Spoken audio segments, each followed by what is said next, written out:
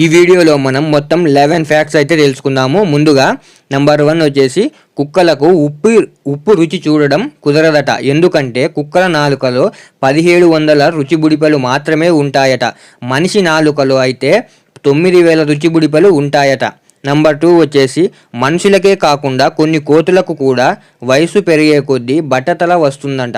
North ఇండియాలో బ్రహ్మపుత్ర నది పరిసరాల్లో ఉండే స్టంప్ టైల్డ్ కోతులలో ఇలా జుట్టు రాలిపోవడం మనం చూడొచ్చు.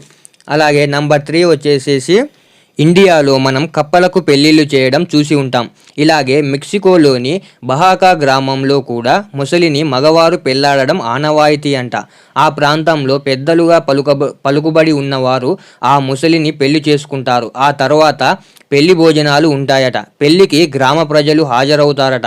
ఇలా ఎందుకంటే పంటలు బాగా పండటానికి, వర్షాలు బాగా కురవడానికి, కరువులు ఏర్పడకుండా వారికి మంచి జరగాలని చేస్తారు. ఈ పెళ్లి అయిన తరువాత ముసలిని నదిలో వదిలేస్తారట.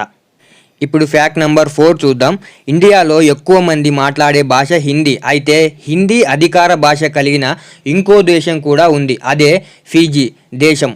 ఈ దేశంలో 3 అధికార భాషలలో హిందీ భాష కూడా ఉంది. తర్వాత ఫ్యాక్ట్ నెంబర్ 5, మనం ఉపయోగించే ఫ్యాన్కు 3 రెక్కలే ఎందుకు ఉంటాయో తెలుసా?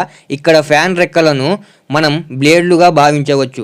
3 బ్లేడ్లు ఉండడం వల్ల తక్కువ శబ్దంతో ఎక్కువ వేగంగా తిరుగుతుంది. అంతేకాకుండా 4 బ్లేడ్ల ఫ్యాన్ కన్నా 3 బ్లేడ్ల ఫ్యాన్కు విద్యుత్ ఖర్చు కూడా తక్కువే. సామాన్య ప్రజల బడ్జెట్లో ఈ 3 రెక్కల ఫ్యాన్ లభిస్తుంది. ఇప్పుడు ఫ్యాక్ట్ నెంబర్ 6 చూద్దాం. మనందరికీ శాండ్విచ్ తెలుసు. అయితే దాన్ని ఎవరు కనిపెట్టారు? దానికి ఆ పేరు ఎలా వచ్చిందో తెలుసా? ఇంగ్లాండ్కు చెందిన జమీందారు జాన్ మాంటెంగ్ పెద్ద జూదగాడు. ఎప్పుడూ భోజనానికి వెళ్లకుండా జూదంలో మునిగిపోయేవాడు. అలా బద్ధకంతో 2 బ్రెడ్ ముక్కల మధ్యలో కొన్ని కూరగాయ ముక్కలు వేసి తినడం స్టార్ట్ చేశాడు. అది అక్కడ బాగా పాపులర్ అయిపోయింది. అలా అతని సంస్థానం పేరు అయిన శాండ్విచ్ పేరు పెట్టేశారు ఆ తిండికి. ఫ్యాక్ట్ నెంబర్ 7 చూద్దాం.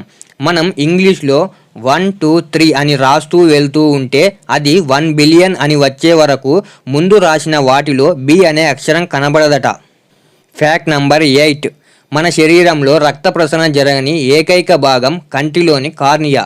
ఎందుకంటే ఈ భాగం నేరుగా గాలి నుండి ఆక్సిజన్ను గ్రహిస్తుంది. ఫ్యాక్ట్ నెంబర్ 9, విమానాల్లో చాలా వరకు ఇంధనం వాటి రెక్కల్లోనే నింపబడి ఉంటుందట. ఫ్యాక్ట్ నెంబర్ 10, మనం చాలా వస్తువుల పైన మేడ్ ఇన్ చైనా అని చూసి ఉంటాం. కానీ అలాంటి లేబుల్స్ తయారు చేసేది మాత్రం కొరియాలో. ఫ్యాక్ట్ నెంబర్ 11 చూద్దాం. పాకిస్తాన్ ఆర్మీ 2011లో ఇండియాలో నుండి పాకిస్తాన్ బార్డర్ దాటి వెళ్ళినందుకు ఒక కోతిని అరెస్ట్ చేసిందట. నేను ఇచ్చిన ఫ్యాక్ట్స్ మీకు నచ్చినట్లయితే మరిన్ని ఫ్యాక్ట్స్ కావాలని కామెంట్ బాక్స్లో కామెంట్ చేయండి. అలాగే మన ఛానల్ని సబ్స్క్రైబ్ చేసుకోవడం ద్వారా మరిన్ని వీడియోస్ మీరు చూడగలరు.